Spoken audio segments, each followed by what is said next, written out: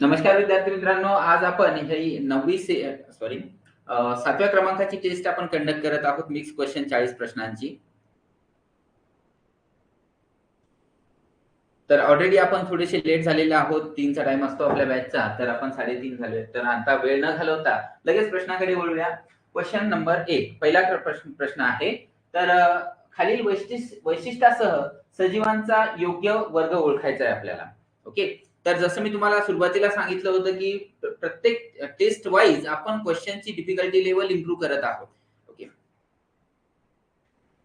फक्त सोप्या प्रश्नावरती आपण भर देऊन विद्यार्थ्यांना तात्पुरतं खुश करत नाहीये आणि चांगल्या क्वालिटीचे प्रश्न आहेत. तर पहा, आता तुम्हाला अनुभवायला येणारच आहे या गोष्टीचा. तुम्ही उत्तर करत आहात तिसरा. तर खालील वैशिष्ट्यासह सजीवांचा योग्य वर्ग ओळखायचा आहे. तर आपल्याला वैशिष्ट्य दिलेले आहेत: थंड रक्ताचे, 3 कक्षीय हृदय असणारे, शरीरावर खवले असणारे आणि अंडी घालणारे. तुम्ही उत्तर करत आहात मत्स्य. ओके. या प्रश्नाचं योग्य उत्तर आहे सरीसृप, रेप्टाइल्स.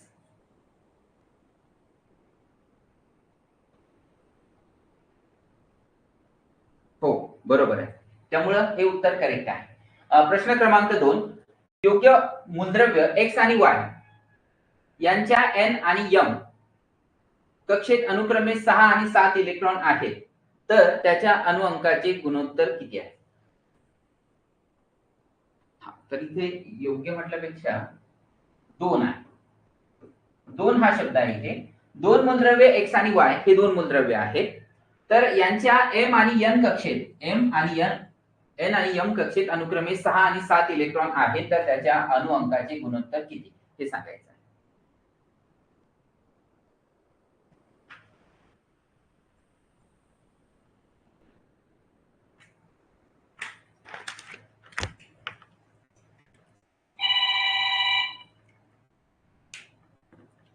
पहा, उत्तर करा आणि खरोखर विचार करायला लावणारा प्रश्न आहे हा. 2 मूलद्रव्य दिली आपल्याला एक्स आणि वाय. हा एक्स आणि हा वाय. त्यांच्या एन आणि एम कक्षेत आपल्याला 6 आणि 7 इलेक्ट्रॉन दिलेले आहे. तर पहिल्या कक्षेत 2 इलेक्ट्रॉन असतात. दुसऱ्या तर एक्सच्या सुद्धा 2 आणि वायच्या सुद्धा 2. त्यानंतर दुसरी जी कक्षा आहे के, एल, एम आणि एन या प्रकारच्या या 4 कक्षा. तर प्रत्येकाच्या पहिल्यामध्ये 2-2 असणार आहे. त्यानंतर दुसऱ्या कक्षेत असतात 8 इलेक्ट्रॉन, याच्या सुद्धा 8 इलेक्ट्रॉन असणार आहे. तर यम कक्षेत, कोणाच्या यम कक्षेत एक्स आणि वाय यांच्या एन आणि एम म्हणजे वायच्या यम कक्षेत दिलेले आहेत आपल्याला. तर वाय च्या यम कक्षेत 6 आणि 7 इलेक्ट्रॉन आहे. ओके. तर इथे 7 इलेक्ट्रॉन आहे यम कक्षेमध्ये. ठीक. तर याची कॅपॅसिटी असते यम कक्षेची ऍक्च्युली 18. आता याची वाय वाला जो आहे तो यम पर्यंतच दिले आपल्याला. तर यम मध्ये 7 आहे त्याच्या आणि एक्सच्या एन पर्यंत दिलेले आहे. तर एक्सच्या एन कक्षेत 6 इलेक्ट्रॉन आपल्याला दिले आहेत याप्रमाणे. आपल्याला हे दिले एक्सचे एन आणि वायची एम. बर, हे 18 कुठून आणले आपण? तर के ची कॅपॅसिटी 2 आहे, आपल्याला माहिती आहे. याची दोन्ही एक्स आणि वायच्या 2-2 असणार आहे. एल कक्षेची कॅपॅसिटी 8 आहे, म्हणून इथे सुद्धा 8, इथे सुद्धा 8 घेतले आहे. तर याच्यामध्ये फक्त एम कक्षेपर्यंतच इलेक्ट्रॉन दिलेले आहे, तर त्याची आपण 7 घेतलेले आहे. याचे एन दिलेले आहे, म्हणजे याचा अर्थ याची एम कक्षा पूर्णपणे भरलेली आहे. आणि जेवढी कॅपॅसिटी आहे, किती कॅपॅसिटी असते त्याची? 18 असते, तर 18 आपण त्यामध्ये फिल केलेले आहे. ठीक आहे. तर एक्स मध्ये एकूण इलेक्ट्रॉन किती झाले आणि वाय मध्ये एकूण किती झालेले आहे? 2 आणि 8 10, 10 आणि 18 28, 28 आणि 6 किती? तर इथे 34. एक्स मध्ये एकूण इलेक्ट्रॉन 34 आहे, तर याच्यामध्ये 2 आणि 8 10, 10 आणि 7 17. ठीक आहे. आता एकूण इलेक्ट्रॉन आपल्याला मिळाले, तर जेवढे इलेक्ट्रॉन आहेत तेवढेच तर त्याचा अणुअंक आहे. जेवढे इलेक्ट्रॉनची संख्या तेवढा त्याचा अणुअंक असणार आहे. आणि आपल्याला काय विचारलं? तर अणुअंकाचे गुणोत्तर विचारलेले आहे एक्सचे आणि वायचे. तर आपल्याला एक्स आणि वाय चे अणुअंकाचे गुणोत्तर काढायचे. एक्स चं किती आहे? 34 आणि याचं किती आहे? वाय चं 17. ठीक आहे. तर आपण याला जर मागितलं 17 आणि 34 ला भाग जर दिला, तर 2 आणि 1 असं हे गुणोत्तर येते. 2 असे 2 असे तर असा पर्याय दिसतो आपल्याला, हा इथे पर्याय क्रमांक 3. ठीक, पुढचा प्रश्न.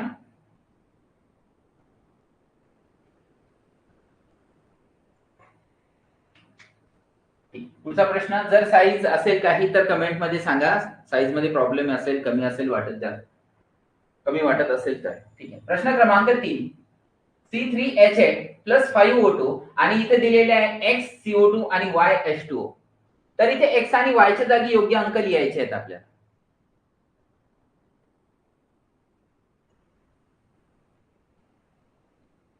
तर रासायनिक अभिक्रियेचे संतुलित जे समीकरण आहे म्हणजे काय, तर दोन्ही ठिकाणी या संयुगामध्ये असणारे जे काय एलिमेंट्स आहेत, मूलद्रव्य आहेत, तर त्यांच्या ऍटमची जी संख्या आहे ती दोन्ही ठिकाणी आपल्याला सारखी असायला पाहिजे. तर प्रश्न क्रमांक 3 मध्ये योग्य एक्स आणि वायच्या जागी आपल्याला भरायचे आहे. म्हणजे काय, तर इथे जेवढे कार्बन आहेत तेवढेच कार्बन या साईडला सुद्धा पाहिजेत, प्रोडक्ट साईडला. मग इथे 3 आहे तर इकडे सुद्धा 3च कार्बन पाहिजेत. मग त्याच्यासाठी आपल्याला एक्स च्या ऐवजी कोणता अंक लिहिला म्हणजे दोन्ही ठिकाणी बॅलन्स होणार आहे ते पाहायचं. अणूंची संख्या संयुगामध्ये रिएक्टंट साईडला म्हणजे अभिक्रियाकारक साईडला आणि उत्पादित साईडला म्हणजे प्रोडक्ट साईडला दोन्ही ठिकाणी आपल्याला सारखी पाहिजे. इथे 3 कार्बन आहे तर इथे सुद्धा 3च लागेल. मग पहिला x च्या ऐवजी 3 असणारा अंक कुठे दिसतो, इथे आणि इथे दिसतो आपल्याला. तर हा तर कटला आणि हा सुद्धा कटला. आता इथे जर आपण 3 लिहिले ठीक, तर हायड्रोजनची संख्या सुद्धा इकडे आणि इकडे सारखीच पाहिजे आपल्याला. तर इथे हायड्रोजन किती आहे, हे 8 आणि इथे जर आपण 2 आहे ऑलरेडी, इथे किती लिहिला म्हणजे 8 होणार आहे. तर पहिला 5 जर लिहिला आपण इथे 5 जर लिहिला तर 5 into 2 बघा. इथे जर मी 5 लिहिला वायच्या ऐवजी, पहिला पर्याय जर आपण लिहिला हा, तर इथे लिहावं लागतील मला 5 into 2 म्हणजे 5 गुणिले 2 किती 10. तर हायड्रोजनची संख्या 10 होईल इथे आणि इकडे हायड्रोजन किती आहे 8च आहे, त्यामुळे हा पर्याय येत नाही आणि करेक्ट उत्तर आहे हे 3,4.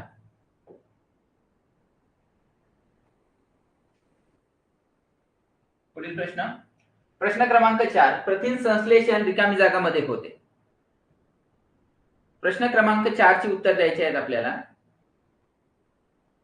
प्रथिन संश्लेषण म्हणजे प्रथिनाची निर्मिती कशामध्ये होते, पेशीभित्तिका, पेशीद्रव्य, रायबोझोम की गोल्गी पिंड, किंवा खालीलपैकी कोणत्या अवयवाला प्रोटीनची फॅक्टरी म्हटलं जातं. प्रथिन संश्लेषण कुठे होते, जिथे प्रोटीन तयार होते ती प्रोटीनची फॅक्टरी, आणि त्याचं उत्तर आहे रायबोझोम. येस, बरोबर आहे. पेशीमध्ये हा जो पेशीचा अवयव आहे, पेशी अंगक आहे रायबोझोम, तिथे प्रथिन संश्लेषण होते, म्हणून रायबोझोम्स हे करेक्ट उत्तर आहे. प्रश्न क्रमांक 5, शुक्राणूच्या निर्मितीसाठी कारणीभूत असलेले संप्रेरक कोणते आहेत. हो, 4/3 अगदी बरोबर आहे वर्षाताई.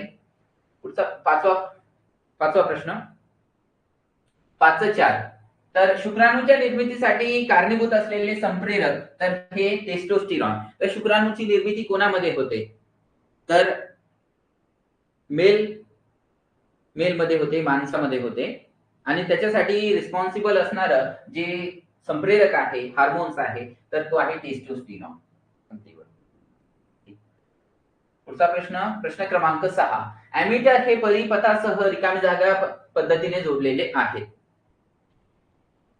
आपण एखादं जर सर्किट पाहिलं, इलेक्ट्रिकल सर्किट, तर या प्रकारे असते.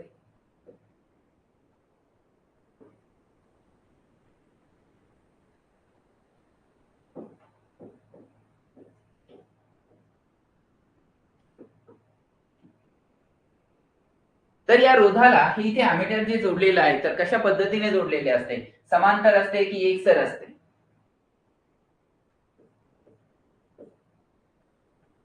तर परिपथामध्ये अॅमीटर जे की विद्युत धारा मोजण्यासाठी आवश्यक असणारं उपकरण आहे त्याला अॅमीटर म्हणतो आपण. तर हे सर्किट मध्ये नेहमी आपण एकसर जोडतो, सिरीज मध्ये जोडलेले असते, लक्षात असू दे. पुढचा प्रश्न, 16 व्होल्टचा स्थितीज फरक असलेल्या दोन बिंदूवर 5 कुलॉमचा प्रभार स्थानांतरित करण्यासाठी किती कार्य केले जाईल? 16 व्होल्टचा स्थितीज फरक असलेल्या दोन बिंदूवरती 5 कुलॉमचा प्रभार स्थानांतरित करण्यासाठी किती कार्य केले जाईल? तर पहा विद्यार्थी, हे दोन बिंदू आहेत. तर दोघांमध्ये आपल्याला विभवांतर दिलेलं आहे. किती आहे? तर V बरोबर 16 व्होल्ट एवढं दिलंय या दोन बिंदूमध्ये. हा पहिला बिंदू, हा दुसरा बिंदू. तर पहिल्या बिंदूपासून दुसऱ्या बिंदूपर्यंत आपल्याला किती प्रभार ट्रान्सफर करायचा आहे, स्थानांतरित करायचा आहे? तर 5 कुलॉम. मग विभवांतर म्हणजे काय असते? तर विभवांतर म्हणजे तर काहीसा चार्ज किंवा प्रभार स्थानांतरित करण्यासाठी केले गेलेले कार्य. म्हणजे विभवांतरचं हे एक सूत्र आपल्याला इथून मिळत असते. V बरोबर W/Q. हा Q जर इकडे पाठवला तर आपला इकडे वर्क डन बरोबर भेटतो V, आणि हा Q इकडे पाठवला तर गुणाकारामध्ये येतो याला. मग V × Q जर केला आपण इथे, तर विभवांतर दिलंय या प्रश्नामध्ये 16 आणि चार्ज किती न्यायचा आहे? 5 कुलम एवढा. तर उत्तर येते 80. आणि 80 कुठे आहे? तर हे 80 जूल एवढं कार्य करावं लागेल. ठीक आहे. त्यानंतर प्रश्न क्रमांक 8. न्यूटनच्या पहिल्या नियमाला रिकामी जागाचा नियम म्हणतात. न्यूटनच्या पहिल्या नियमाला रिकामी जागाचा नियम म्हणतात. येस, करेक्ट उत्तर आलेलं आहे. आणि जडत्व, लॉ ऑफ इनर्शिया इंग्लिश मध्ये सांगायचं झालं तर लॉ ऑफ इनर्शिया सुद्धा म्हणतात त्याला, जडत्व. हे करेक्ट आहे. बरोबर. पुढचा प्रश्न, खालीलपैकी कोणती चयापचयाची क्रिया ऑक्सिजनच्या उपस्थित आणि अनुपस्थितही होते? इम्पॉर्टंट प्रश्न आहे. खालीलपैकी कोणती चयापचयाची क्रिया आहे जी ऑक्सिजनच्या उपस्थितीत आणि अनुपस्थितीत दोन्ही, ऑक्सिजन असताना पण होते, नसताना पण होते?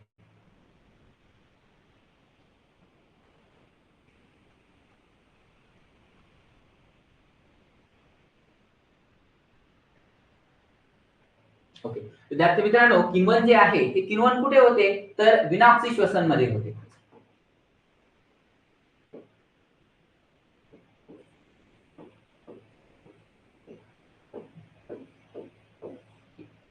किण्वन जे आहे ते विनाऑक्सी श्वसन मध्ये होते. आणि विनाऑक्सी श्वसन काय? जिथे ऑक्सिजन गरजेचा नसतो किंवा ऑक्सिजनच्या अनुपस्थित जी रासायनिक अभिक्रिया घडत असते चयापचयाची, तर ते विनाऑक्सी श्वसन आपण म्हणतो.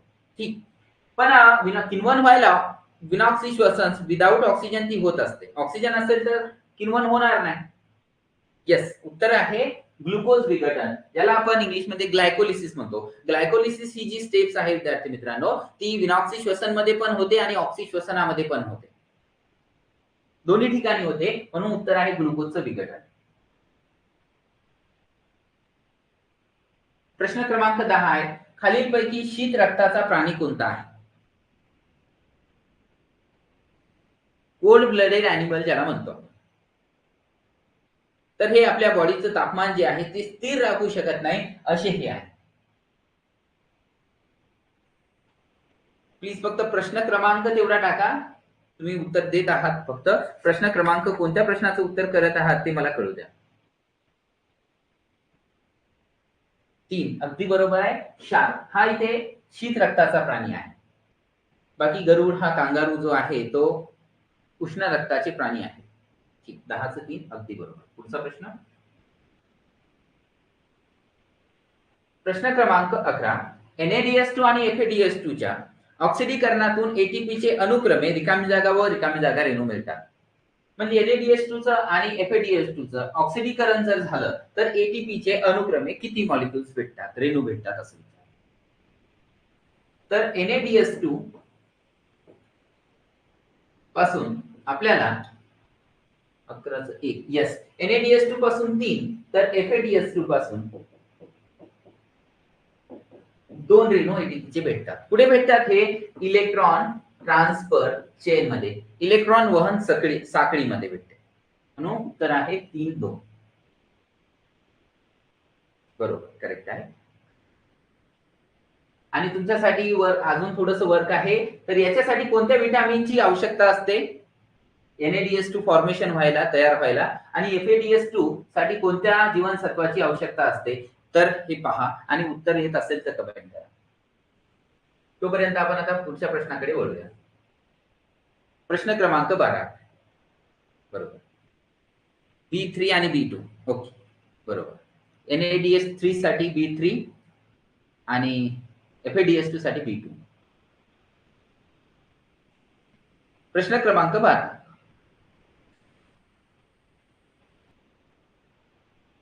राज्यसेवेच्या परीक्षेमध्ये या प्रकारचे प्रश्न फार वेळा पाहायला भेटतात. प्राणीवर्ग. जळू, ऍक्च्युली हा जो आहे हा शब्द जळू आहे.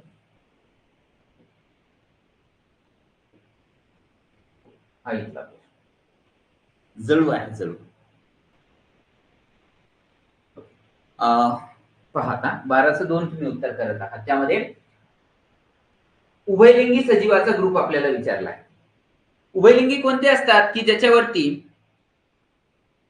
दोन्ही रिप्रोडक्टिव्ह सिस्टम आहे.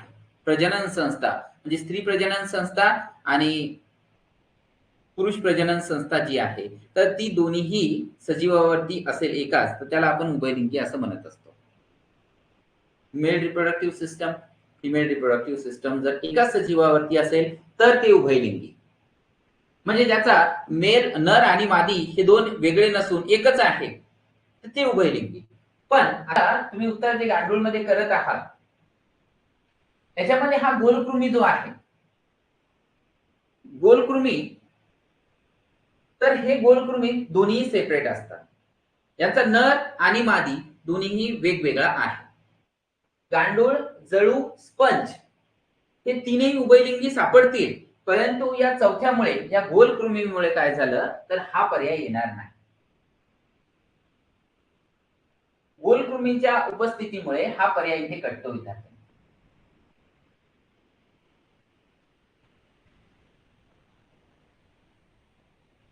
मग हा नाहीये तर याचा अर्थ हा पण नाही. वरीलपैकी सर्व तर होणारच नाही एक कटल्यामुळे. आता दोघांमध्येच आहे. आता जर व्यवस्थित ऑब्झर्व केला असेल तर आपल्याला आता घरातील माशी किंवा पट्टकृमी याबद्दल माहिती नसेल कदाचित, परंतु बेडकाबद्दल तर माहिती असेल की बेडूक मध्ये नर आणि मादी दोन्ही वेगवेगळे असतात. ठीक आहे. मग बेडूक जर नर आणि मादी वेगवेगळा असेल म्हणजे ते एक लिंगी आहे, उभयलिंगी नाहीये. त्यामुळे हाही पर्याय नाही आहे. मग उरला कोणता? तिसरा. गांडूळ, पट्टकृमी, जळू आणि स्पंज जो आहे, तर हा उभयलिंगी प्राण्यांचा आपला गट आहे. ठीक आहे. म्हणून उत्तर आहे प्रश्न पर्याय क्रमांक 3. पुढचा प्रश्न.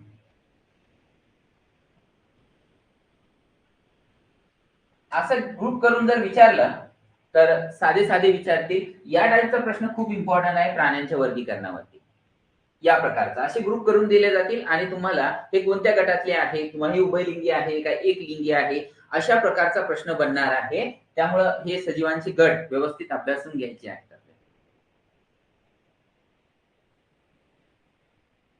आणि हा एक प्रश्न जो आहे, हा प्रश्न खूप खूप इम्पॉर्टंट आहे. शक्यता आहे की ऍज इट इज विचारला जाऊ शकतो. हा एका ऊतीमध्ये एका वेळी 128 पेशी आहेत, तर यासाठी जनक पेशीला सूत्री विभाजनाचे किती चक्र पूर्ण करावे लागतील?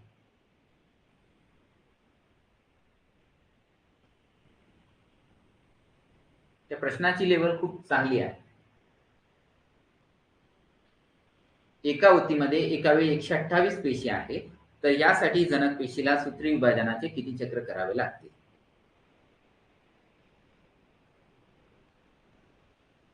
कृपया तुमच्याकडून आन्सर येऊ द्या, जे काय असेल तुम्हाला वाटत असेल ते.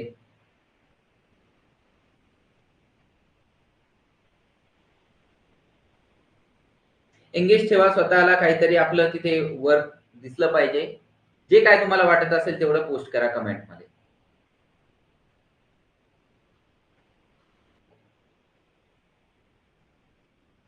ओके, अगदी उत्तर बरोबर आहे. पर्याय क्रमांक 4 म्हणजे 7 वेळा.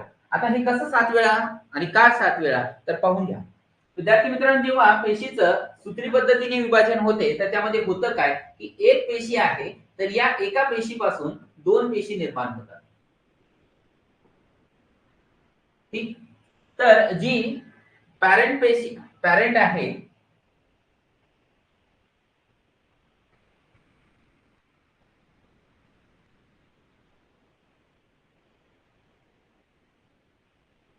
तर ही जनक पेशी आहे आणि या दोन जन्य पेशी आहे. ठीक आहे. तर जेव्हा एक विभाजन होतं तेव्हा दोन पेशी निर्माण होतात. एक विभाजन झाल्यानंतर दोन विभाजन. तर अशा आपल्याला एकूण किती पेशी निर्माण करायच्या इथे 128. मग त्याच्यासाठी या या पेशींना किती वेळा या पेशी विभाजनातून जावं लागणार आहे सूत्र विभाजनाच्या पेशी. एकापासून दोन. तर ही एक जनक पेशी आहे. यापासून दोन पेशी मिळाल्या आपल्याला. ठीक आहे. मग इथे एकदा ही सायकल पूर्ण झाली. त्यानंतर पुन्हा या दोन पेशी दोन वेगवेगळ्या पेशी निर्माण करतील. ठीक आहे. म्हणजे दुसऱ्या स्टेपमध्ये किती मिळाले आपल्याला, तर दुसऱ्या स्टेपमध्ये 4 मिळाले. एकदा म्हणजे एक चक्र पूर्ण झालं की 2 भेटल्या. दुसऱ्या चक्राला 4 मिळाल्या. तिसऱ्या चक्राला किती मिळतील, प्रत्येकापासून 2-2. तर तिसऱ्या चक्राला याच्या 2 याच्या 2 झाल्या 4, याच्या 2 आणि याच्या 2 पुन्हा 4 आणि 4 8. म्हणजे तिसऱ्या स्टेपला 8 भेटतील, चौथ्या स्टेपला 16 भेटतील, पाचव्या चक्राला 32 भेटतील, सहाव्या चक्राला 64 भेटतील आणि सातव्या चक्राला 128 भेटतील.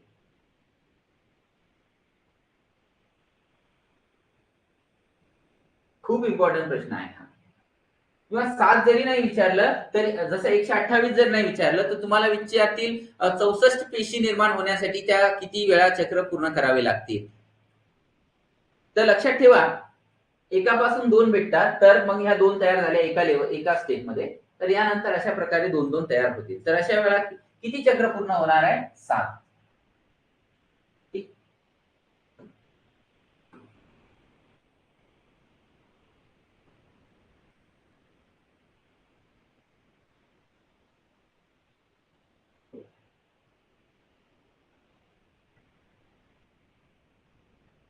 पुढील प्रश्न क्रमांक 14. डीएनएचं एमआरएनए मध्ये रूपांतरण झालंय आणि एमआरएनए पासून प्रथिन भेटलेला आहे. तर इथे ए आणि बी नेमका काय प्रोसेस झाली असतील ते सांगायचं आहे.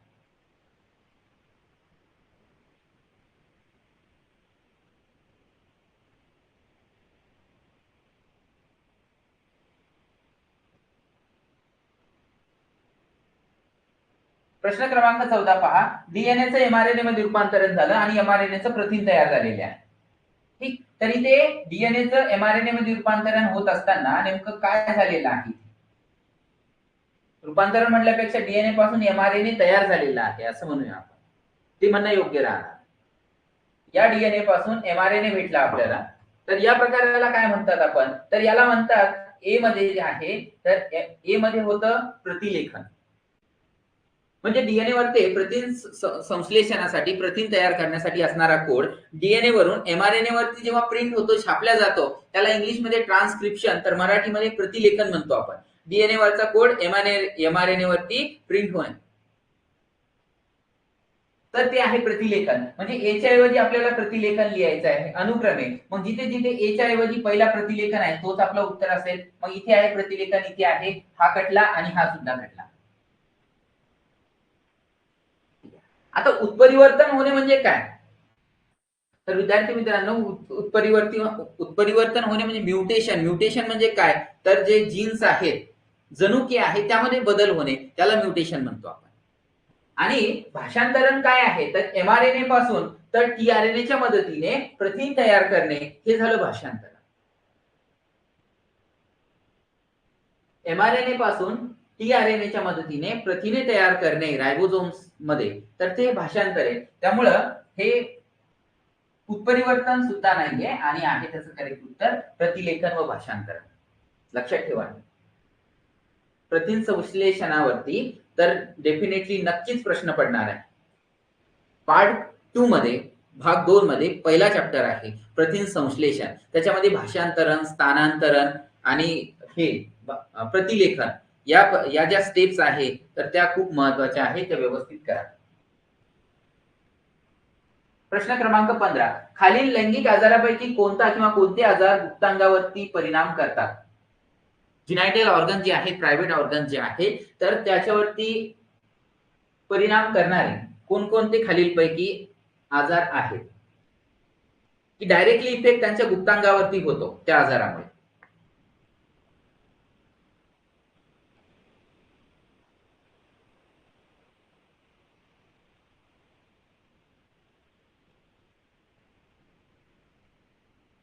सरांनी उत्तर दिलं इथे 2 आणि 3 दोन्ही. सायफिलिस आणि गोनोरिया अगदी बरोबर आहे. हा एड्स सुद्धा एक लैंगिक आजार आहे, परंतु एड्स झाल्यानंतर गुप्तांगावरती डायरेक्टली असा परिणाम होत नाही. तर या दोन्ही केसमध्ये काय होतं सायफिलिस आणि गोनोरियामध्ये, तर त्यावरती हो नक्की नक्की मिळेल, पीडीएफ भेटणार आहे. तर उत्तर आहे 2 व 3, ज्याच्यामध्ये पुरळ येणे, त्याच्यावरती पस होणे, पस फॉर्मेशन होणे, तर या प्रकारचं या दोन्ही आजारामध्ये दिसून येतात. तर उत्तर पर्याय क्रमांक 4. प्रश्न क्रमांक 16. किण्वाद्वारे केलेल्या विनॉक्सी श्वसनातून पुढील उत्पादिते भेटतात. म्हणजे जिथे विनॉक्सी श्वसन होते तर त्यामध्ये कोणकोणते प्रॉडक्ट भेटतात, उत्पादिते काय भेटतात ते आपल्याला इथे सांगायचं आहे. किण्वाद्वारे, आता किण्वाद्वारे होणारं विनॉक्सी श्वसन जे आहे म्हणजे विदाउट ऑक्सिजन होणारं श्वसन आहे. तर त्यामध्ये काय काय उत्पादिते भेटतात विद्यार्थी? प्रश्न क्रमांक पर्याय 3 उत्तर आलेलं आहे तुमच्याकडनं.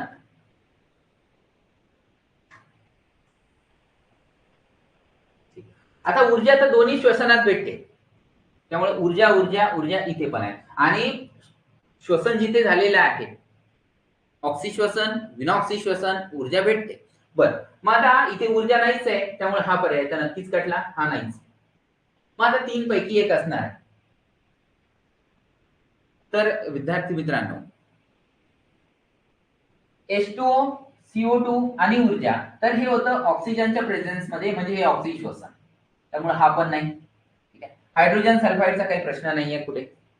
तर पर्याय क्रमांक 3 अगदी बरोबर आहे, जिथे कार्बन डायऑक्साइड आणि अत्यंत महत्वाचा किण्वाद्वारे होणारं विनॉक्सी श्वसनातून खूप महत्वाचा प्रोडक्ट भेटतो विनॉक्सी श्वसनामध्ये, तो म्हणजे हा इथेनॉल, इथिल अल्कोहोल, आणि थोड्या प्रमाणात ऊर्जा.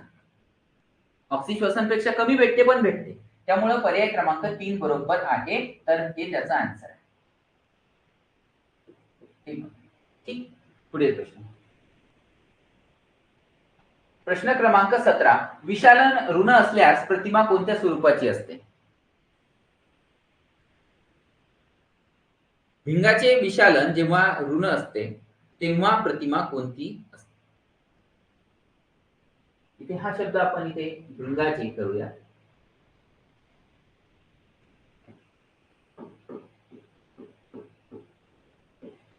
कारण विशालन आरशाला सुद्धा आहे. इथे आपल्याला सिलेबसला भिंग दिलेला आहे, त्यामुळे भिंगाचे विशालन ऋण असल्यास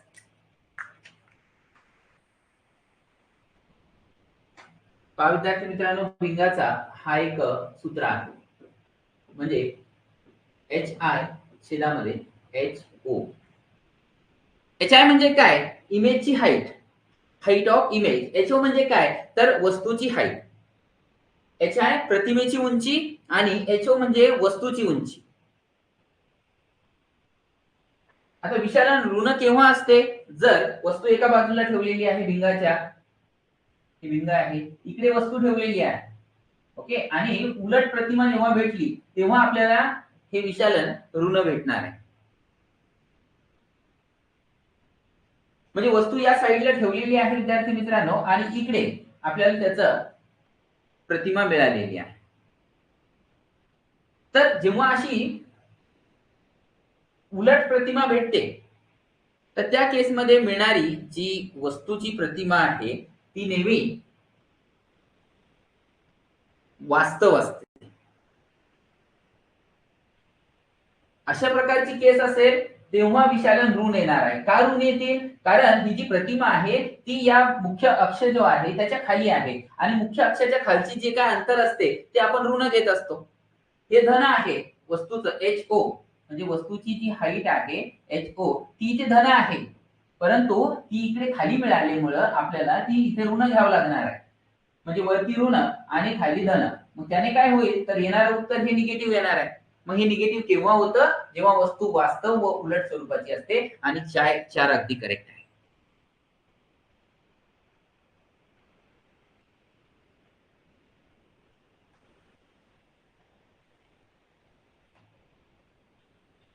पुढील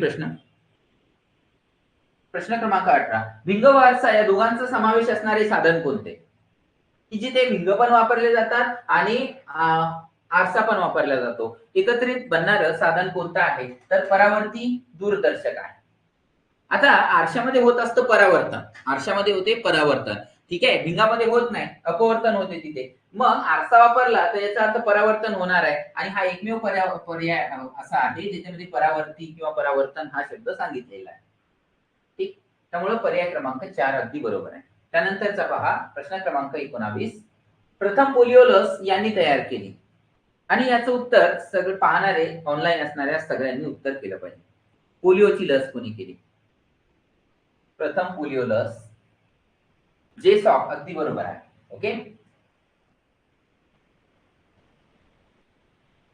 वॉटसन, क्रिक आणि वॉटसन यांचं DNA संदर्भाचं आहे आणि जे मेंडल जे आहे त्यांनी जिनेटिक्स बद्दल माहिती दिलेली आहे. हे उत्तर करेक्ट आहे. कवकापासून मिळवलेला हा विकर उपयोगात आणून शाकाहारी चीज बनवितात. सांगा बरं.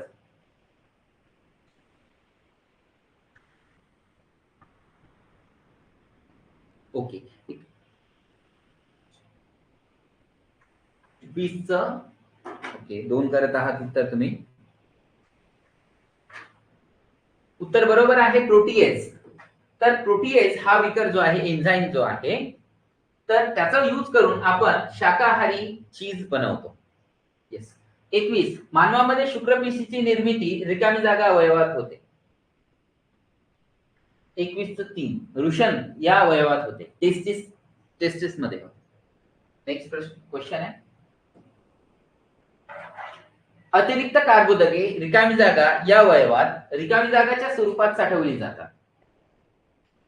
अतिरिक्त एक्सेस जे असणारे कार्बोहायड्रेट्स आहे, कार्बोदके, ते शरीराच्या कोणत्या अवयवात कोणत्या स्वरूपात साठवले जातात ते सांगायचं. 21:3.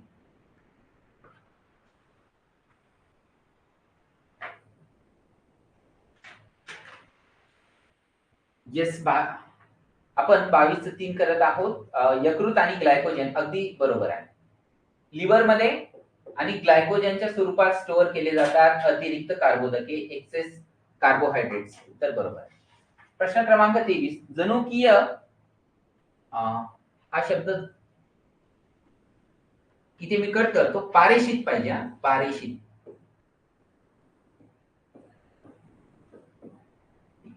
जनुकीय पारेषित बटाटे या रोगाच्या विरुद्ध प्रतिकार शक्ती निर्माण करते.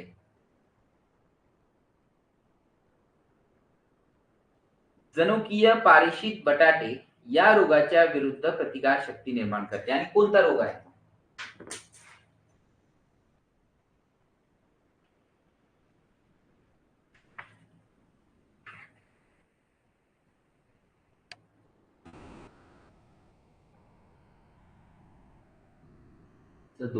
दोन उत्तर करत आहात तुम्ही. येस, उत्तर बरोबर आहे, कॉलरा. कॉलरा या आजाराविरुद्ध लढण्याची प्रतिकारशक्ती निर्माण होते या जेनेटिकली मॉडिफाईड पोटॅटो पासून. नेक्स्ट प्रश्न क्रमांक 24. खालीलपैकी कोणत्या मूलद्रव्याची संयुजा 2 आहे? खालीलपैकी कोणत्या मूलद्रव्याची संयुजा 2 आहे? 2.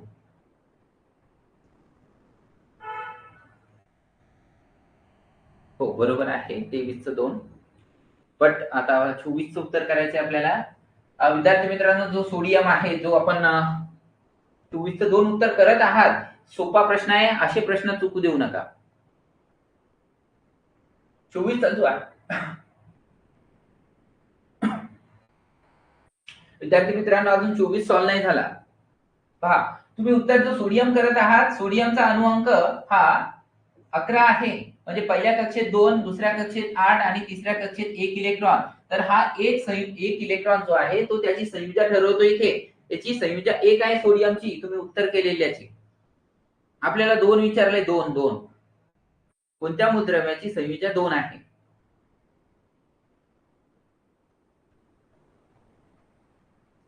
लिथियम 3 अणुअंक आहे. म्हणजे पहिल्या कक्षेत 2, दुसऱ्या कक्षेत 1, त्याची संयुजा 1 आहे लिथियमची. मग कोण आहे हा? पोटॅशियम. पोटॅशियम 19 म्हणजे 2, 8, 8 आणि 1 याची पण संयुजा 1 आहे. मग राहिला कोणता? कॅल्शियम 2, 8, 8 आणि 2. तर हे 2 इलेक्ट्रॉन त्याची संयुजा ठरवतात. उत्तर आहे कॅल्शियम. या लेवलचे प्रश्न तुम्ही चुकवू नका. हे अफोर्डेबलच नाही तुम्हाला चुकवणं, असे एकदम सोपे प्रश्न. कारण हे सगळ्यांचे करेक्ट येतील, आपले चुकायला नको. एक कार्बन अणू जास्तीत जास्त रिकामी जागा सहसंयुज बंध तयार करतो. एक कार्बन अणू जास्तीत जास्त किती सहसंयुज बंध तयार करतात? एका संयुगाची रचना तुमच्या समोर करतो.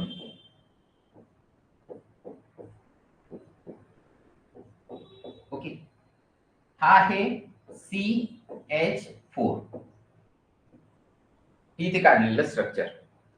आता विद्यार्थी मित्रांनो, हा गोबर गॅसचा मुख्य घटक आहे मिथेन. मिथेन याचं नाव आहे. तर यावरून पहा कार्बन किती बंध तयार करत आहे. कार्बनची संयुजा 4 आहे विद्यार्थी. 2 आणि कार्बन जो आहे तर त्याचं इलेक्ट्रॉनिक स्वरूपण जर पाहिलं तर ते या प्रकारचं आहे 2,4. 4 त्याची संयुजा आहे. मग 4 तो सहसंयुज बंध तयार करू शकतो. पहा 1, 2, 3, 4. मग उत्तर आहे पर्याय क्रमांक 3. हाही खूप इझी लेवलचा प्रश्न होता. पुढचा प्रश्न क्रमांक 26. वाटाण्याच्या बीजात अन्न संचय रिकामी जागामध्ये केलेला असतो. वाटाण्याचं बीज जर पाहिलं आपण सीड, तर त्याच्यामध्ये अन्न संचय जो केलेला आहे तो कशामध्ये केलेला आहे ते सांगायचं.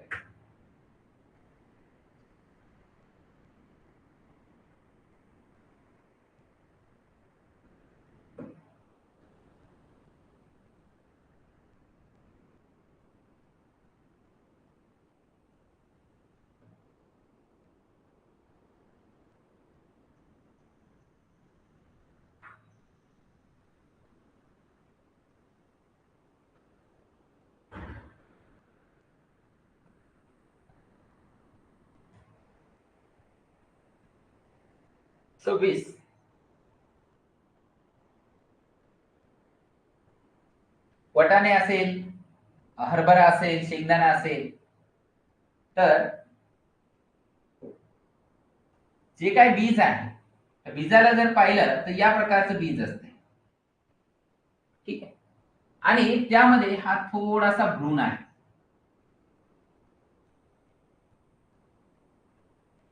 जसं शेंगदाण्याचे 2 दल जर तुम्ही सेपरेट केले, वाटाण्याचे 2 दल सेपरेट केले, हरभऱ्याचे 2 दल सेपरेट केले, तर छोटस कोंबडे तुम्हाला इथे भेटते. आणि बाकीचा जो राहिलेला भाग आहे हा, त्याला काय म्हणतात? तर त्याला म्हणत असतो आपण भ्रूणकोश, एंडोस्पर्म. मग हा जो भाग आहे जिथे अन्न संचय करून ठेवलेला असतो, तर हा बियाचा कोणता भाग आहे? तर जिथे फूड स्टोअर आहे, तर हा भाग म्हणजे भ्रूणकोश. तर भ्रूणकोशात अन्न संचय करून ठेवल्या जात असतो. कुठलंही बीज असो त्याच्यामध्ये भ्रूणकोशात अन्न संचय करून ठेवल्या जातो.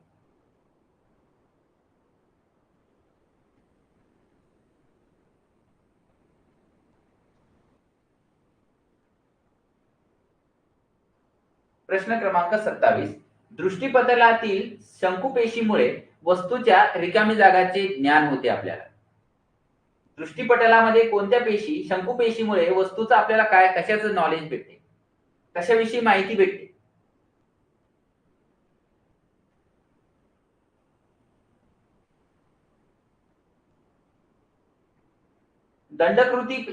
दंडपेशी आहे आणि शंकुपेशी या दोन प्रकारच्या पेशी असतात तिथे. तर शंकुपेशीमुळे आपल्याला वस्तूच्या रंगाबद्दल माहिती भेटते. रंग. Next one 28वा. बहिर्गोल भिंगाद्वारे मिळणारी प्रतिमा ही वस्तूच्या समान आकाराची असते जेव्हा वस्तू ही रिकामी जागा येथे ठेवली जाते. विद्यार्थी मित्रांनो, ही बहिर्गोल भिंग तुमच्या समोर मी काढतोय. तर जेवढी वस्तूची हाईट आहे तेवढीच आपल्याला प्रतिमेची सुद्धा हाईट भेटते. पण त्यासाठी कंडिशन काय आहे, तर हा F1 आणि हा जो इथे वस्तू ठेवलेली आहे तर ती आहे 2F1. जेव्हा 2F1 या ठिकाणी आपण वस्तू ठेवलेली असते तेव्हा आपल्याला समान आकाराची प्रतिमा भेटते. मग याचं उत्तर आहे जेव्हा आपण 2F1 वरती वस्तू ठेवलेली असते त्यावेळेस या प्रकारची समान साईजची प्रतिमा आपल्याला भेटते. पुढील प्रश्न.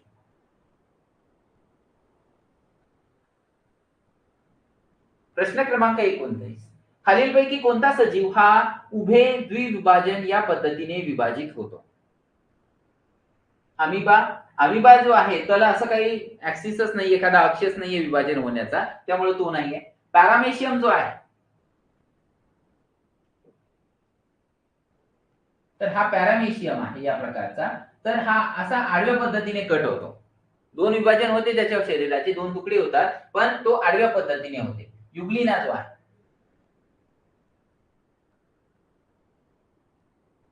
हा युग्लिना असा उभ्या दोन भागामध्ये कट होतो. युग्लिना. येस, अगदी बरोबर आहे.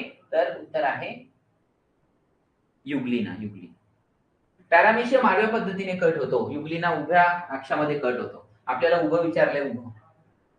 पुढील प्रश्न क्रमांक 30. हा शीतरक्ती प्राणी आहे, कोल्ड ब्लडेड एनिमल, कोणता आहे? तर वटवाघूळ आणि मनुष्य मानव याचा एकाच गटामध्ये समावेश होतो, तो मॅमल्स मध्ये. याचं उत्तर काय आहे? याचं उत्तर आहे साप. बरोबर. साप हा शीतरक्ती प्राणी आहे, जो आपल्या शरीराचं तापमान कॉन्स्टंट ठेवू शकत नाही, स्थिर ठेवू शकत नाही. 31. फायलोक्विनॉन हे या जीवनसत्वाचे रासायनिक नाव आहे.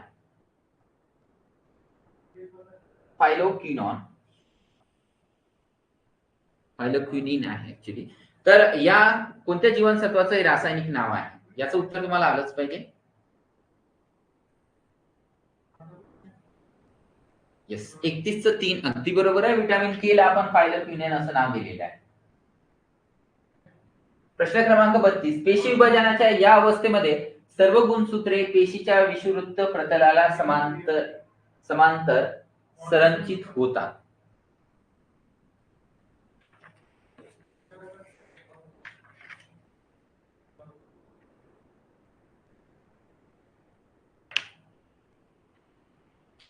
पेशी विभाजनाच्या 4 स्टेप्स आहे.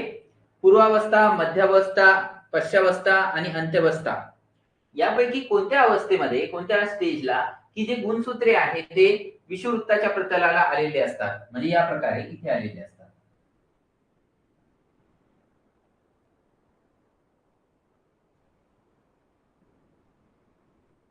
ही विषुववृत्त प्रतल आहे, म्हणजे ही मध्यभागी आलेली असतात. या प्रतलाला कुठे आले? मध्य अवस्थेमध्ये. अगदी बरोबर, मध्य अवस्थेत होतं हे सगळं काय. 33. ट्रायकार्बोक्झिलिक आम्ल चक्र ही चक्रीय अभिक्रिया रिकामी जागामध्ये राबवली जाते. कशामध्ये होते? हे क्रेब सायकल घडून येते विद्यार्थी मित्रांनो तंतुकणिकेमध्ये, माइटोकॉन्ड्रिया. येस, इथेच इलेक्ट्रॉन ट्रान्सफर चेन सुद्धा होते. पेशी द्रव्यामध्ये काय होते? ग्लुकोजचं विघटन, त्याला ग्लायकोलिसिस म्हणतो आपण. हे पेशी द्रव्यात होत असते. ठीक आहे. आणि हा प्रश्न वारंवार विचारला जातो, एक तर ट्रायकार्बोक्झिलिक आम्ल चक्र कुठे घडते किंवा पेशी ग्लुकोज विघटन कुठे घडते. याचं उत्तर आहे तंतुकणिकेमध्ये. 34. वर्तुळाकार गतीने फिरणाऱ्या वस्तूवरील अभिकेंद्री बल रिकामी जागा दिशेने कार्य करते. म्हणजे एखादी वस्तू जर वर्तुळाकार फिरत असेल या प्रकारे, तर ही जी वस्तू आहे त्याच्यावरती लागणारा अभिकेंद्री बल जो आहे तो कोणत्या दिशेने कार्य करत असतो? या वस्तूवरती लागणारा सेंट्रिपेटल फोर्स हा सेंटरकडे लागणार आहे, केंद्रकाकडे. त्याच्या नावातच आहे अभिकेंद्री बल, म्हणजे केंद्राकडे लागणारा, मग केंद्राच्या दिशेने काम करत.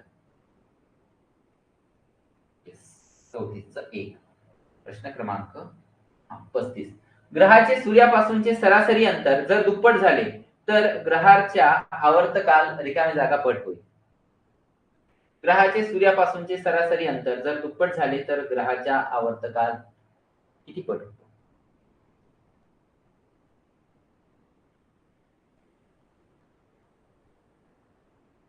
तर 4 उत्तर बरोबर आहे. याचं सोल्युशन सुद्धा दिलेलं आहे बघा.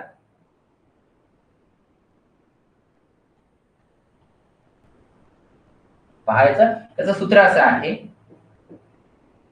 T2/T1.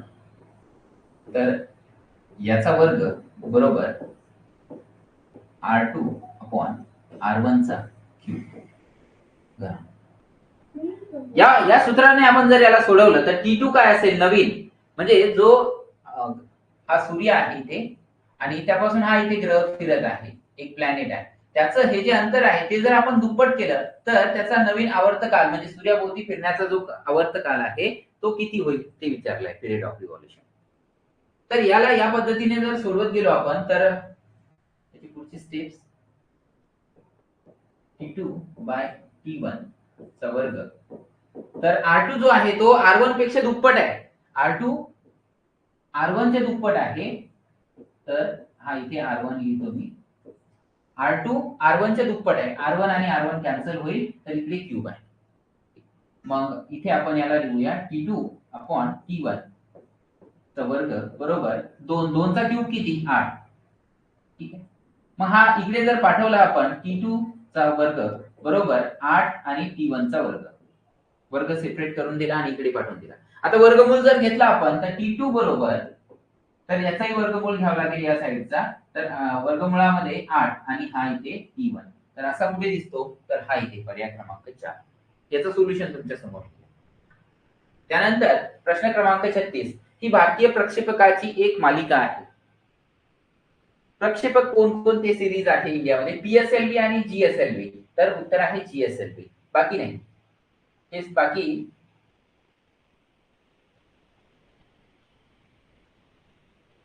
सॅटेलाइट्स आहे, पण ही त्याची सिरीज आहे. GSLV, PSLV 2. CSO4 plus Fe बरोबर इक्वल्स टू भेटत आहे FeSO4 प्लस Cu. तर ही कोणत्या स्वरूपाची या रासायनिक अभिक्रियेचा प्रकार कोणता आहे? प्रश्न क्रमांक 37 मध्ये दिलेली रासायनिक अभिक्रियेचा प्रकार कोणता आहे? 4 प्रकारच्या रासायनिक अभिक्रिया आहेत: अपघटन, विस्थापन, संयोग आणि दुहेरी विस्थापन. यापैकी कोणती आहे? तर इथे ऑब्झर्व करा की जो हा Fe आहे, जो अधिक अभिक्रियाशील आहे, तो इथे Cu ला त्याच्या जागेवरून विस्थापित करत आहे, हकलून देत आहे, काढून देत आहे आणि स्वतःच क्षार इथे बनवत आहे FeSO4. मग ही जी कंडिशन आहे याला काय म्हणतात? तर याला म्हणतात विस्थापन अभिक्रिया. विस्थापन, जिथे अधिक अभिक्रियाशील जो आहे तो कमी अभिक्रियाशील असणाऱ्या धातूला विस्थापित करतो त्याच्या जागेवर. प्रश्न क्रमांक 38. खालीलपैकी दुर्मिळ प्रजातीचे उदाहरण कोणते आहे? दुर्मिळ प्रजातीचे उदाहरण सांगायचं आहे आपल्याला. 38 चं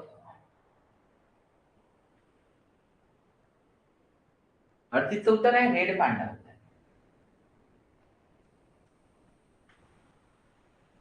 कस्तुरी हरिण आणि रेड पांडा हे दुर्मिळ प्रजातीचे रेअर स्पेसिसचे उदाहरण आहे. 38 नाही, ही शेकडू खाराई नाहीये. दुर्मिळ प्रजातीचं उदाहरण रेड पांडा आहे. 39. खालीलपैकी कोणती आपत्ती ही भूगर्भीय आहे? हिमवादळे, ज्वालामुखी, दुष्काळ, अवर्षण. ज्वालामुखी, भूगर्भीय, जमिनीतून निर्माण होणारी आपत्ती. प्रश्न क्रमांक 40. खालीलपैकी कोणती राशी वॅट मध्ये मोजली जाते? खालीलपैकी कोणती राशी आहे, क्वांटिटी आहे जी वॅट मध्ये आपण मोजतो? वॅट विद्यार्थी मित्रांनो, काय मोजतो आपण? ऊर्जा जी आहे ती जूल मध्ये मोजतो. प्रभार जो आहे तो कूलम मध्ये मोजतो. चार्ज, विद्युत धारा जी आहे म्हणजे करंट, तर तो आपण एम्पियर मध्ये मोजतो. आणि शक्ती जी आहे, पॉवर जी आहे ती आपण वॅटमध्ये. ऊर्जा जूल मध्ये, प्रभार कुलम मध्ये, शक्ती वॅट मध्ये, तर विद्युत धारा एम्पियर मध्ये.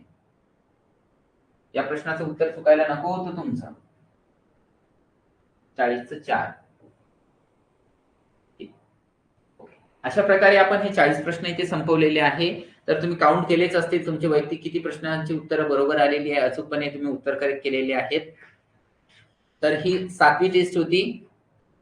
तर अजून तुम्हाला 3 टेस्ट प्रोव्हाइड केल्या जातील या 40 प्रश्नांच्या. काही डिफिकल्टी असतील तर तुम्ही नक्कीच मांडू शकता.